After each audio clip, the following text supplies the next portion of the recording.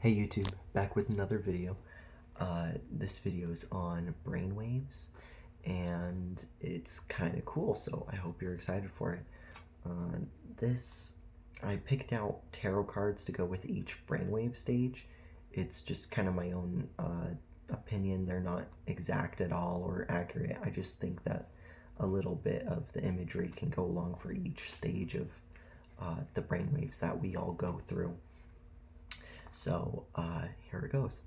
The first one is, we'll talk about beta. So beta brainwaves are the brainwaves that we're in pretty much all the time. It's this,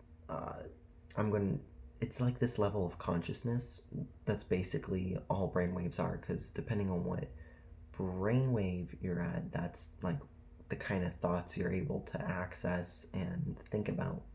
So with beta, it's kind of like, it can be described as a reality threshold. So for that, I have the Magician card.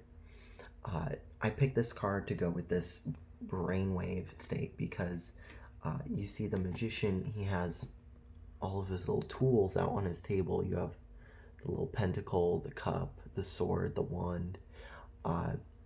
To me, this card kind of represents the things that we work with, the tools that we have. And in beta, our mind is very, it's limited to what we generally know to be true. And it's not like, it's not high functioning, it's not, it's not creative, it's not very focused, but it's not drowsy, or it's not nowhere near sleep. It's just normal everyday consciousness. Nothing really special about it at all, unlike the Magician card. But it's this idea of a microcosm. It's like all the little all the big parts, all the big ideas and concepts kind of like in condensed down into smaller forms.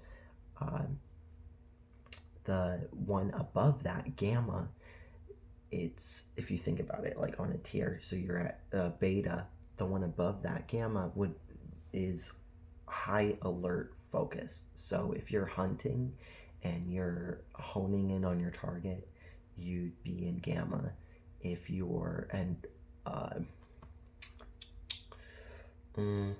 it's more alert. So as opposed to the one below it, gamma, beta, alpha is like a creative flow. So as opposed to like a hunter, a painter would be it's not a hypnotic state, but it's just very calm. So if you do some like slow breathing, or maybe you're reading a book, that would get you into the alpha brain waves. I have, and maybe this isn't really the best one at all, but the star, this is for gamma, high alert focus. I picked this one just because the star card kind of represents like, peak performance, as such. And then the one below that, alpha, I have as the Fool, of course. I thought this one fit the best just because alpha, I have it titled as non-judgmental awareness. So when you're in alpha, your brain is able to more easily accept new ideas and actually work with them.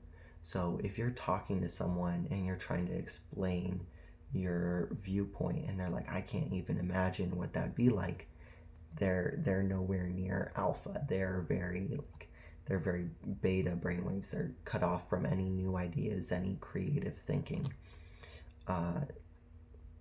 But yeah, I think the Fool kind of captured that just because it's able to like let in ideas. You're not unconscious. Again, when a painter's in a creative flow, they're making a whole bunch of small decisions, but it's because they're in this relaxed state of mind, they're able to just move through it. So alpha is it's the flow state of the mind, basically. The one below that, gamma, beta, alpha, theta. Theta I have as the moon card, and this is where we get into dreams. So if you're dreaming, you're actually in a theta brainwave. It's the REM state of sleep. So rapid eye movement, that's where theta takes place. But if you meditate and you're generally not moving, if you're moving, you're not in theta. Maybe if you're like, I don't know who, generally no one's in theta when they're moving around unless you're on drugs or something. But theta is where you're able to access your subconscious. So in dreams, we interact with worlds, people, characters, but in reality, it's all in your head. Yet somehow you're able to have conversations with other characters or other like entities and not know what they're going to say because you're perceiving them as like a separate object from yourself. And that's different as opposed to just, imagining talking to someone, because there's not that separation. So I thought the moon card would be actually perfect for this. We see the water kind of represents the subconscious mind. So where new things arise out of and then take shape. We have these two dogs. One's a wolf, one's a dog, and the idea is that they're one's tamed and one is wild. So I thought that was really good imagery for like the different parts of our brains, the part of our brain that we don't have control over. And dreams are a perfect example. Some people are able to control their dreams. I forget what that's called, lucid dreaming, and that's kind of it. But to be in that state where you're able to access that, like, it feels like a soup. If you've ever lucid dreamed, at least to me, that's what it feels like. Or like a deep meditation, you're like, oh, this soup of this like soupy material that I can kind of mold and shape into what I imagine or want. So yeah, that's called theta. The last one, theta, which is where REM sleep takes place. The one just below that, the final stage, is delta sleep. And this is like the cutoff point to where there's no awareness. You're not able to like know, oh yes, I am me. You're just lights out. So if you don't dream, well, I mean, for one, everyone dreams at night. Even if you don't remember, your brain is still flowing through those different levels of consciousness. But when it hits delta, you're not dreaming at all. It's like the heaviest sleep. So if you don't remember your dreams, either you just haven't worked on trying to, or your body's really trying to heal and process its chemicals and flesh out new things. So I picked death for that. And brainwaves aside, people often have bad association with the death tarot card. Generally those people are superstitious, but basically on this card we have this skeleton knight guy, and he's coming in here, and the card shows on the bottom all these people. There's like a priest, there's this king, there's this child, this woman, and the idea here is that death doesn't care who you are. There's that saying, no matter how rich you are, we all die, we all get buried in the same place. The pharaohs, the Egyptians, they had really cool tombs, but we all end up dead. So that aside, in that deep level, and even in theta,